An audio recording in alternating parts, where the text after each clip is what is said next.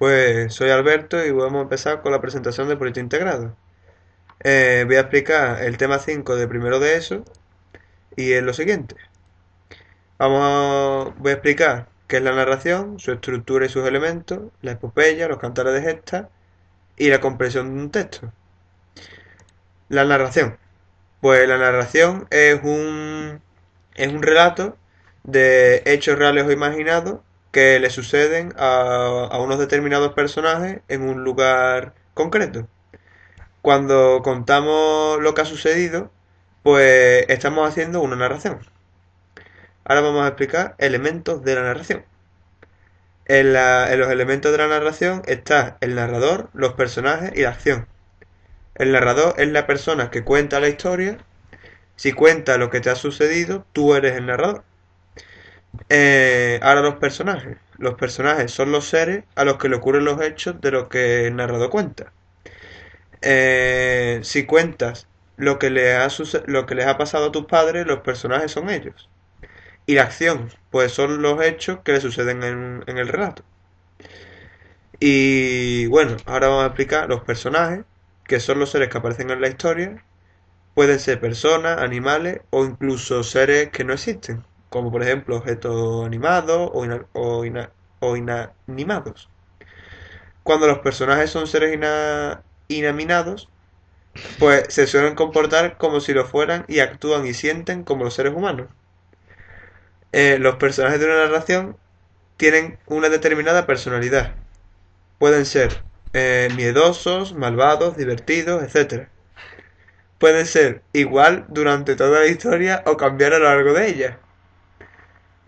Los personajes se dividen en principales y secundarios. Los protagonistas son los principales, que son los que destacan en la historia y son los que llevan la acción en la obra.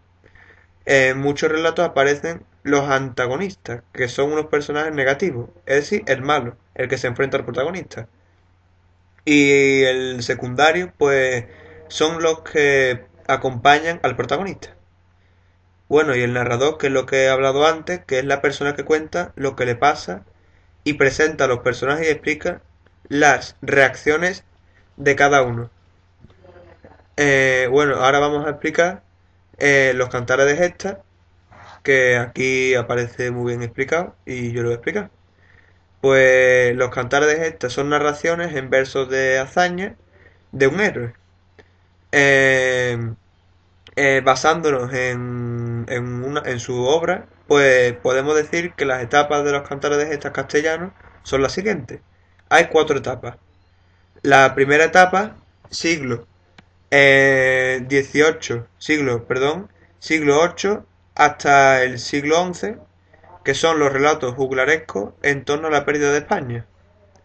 La segunda etapa, que es del siglo XI hasta el XIII, que se produjo el contacto de la juglería castellana con la francesa. La tercera etapa, que es desde mitad del siglo XIII hasta la mitad del siglo XVI, perdón, hasta el XIV. Nuevos temas para los cantares. Los juglares comienzan a componer fragmentos autónomos de los cantores extensos. En esta tercera etapa pues, se encuentra la aparición de los romances. Y por último, la cuarta etapa, que es desde mitad del siglo XIV hasta el XV. Los poemas épicos cada vez son más extensos y fantásticos. Son más entretenidos, claro, lógicamente. Y comienza la tendencia a la novelización, es decir, cantar de las mocedades de Rodrigo. Y ahora voy a explicar la comprensión de un texto. Pues la comprensión de un texto os preguntaréis ¿qué por qué? Pues muy fácil. Los textos están ahí, todos los leemos. La comprensión lectora es una capacidad fundamental en nuestra sociedad. La investigación sobre comprensión de textos nos ha enseñado mucho sobre lo que pensamos y cómo pensamos. En el futuro el alumnado tendrá que aprender más por su cuenta a partir de textos e hipertextos. La manera de que uno comprende el texto, una de las facilidades es leerlo muchas veces hasta que te enteres de una vez.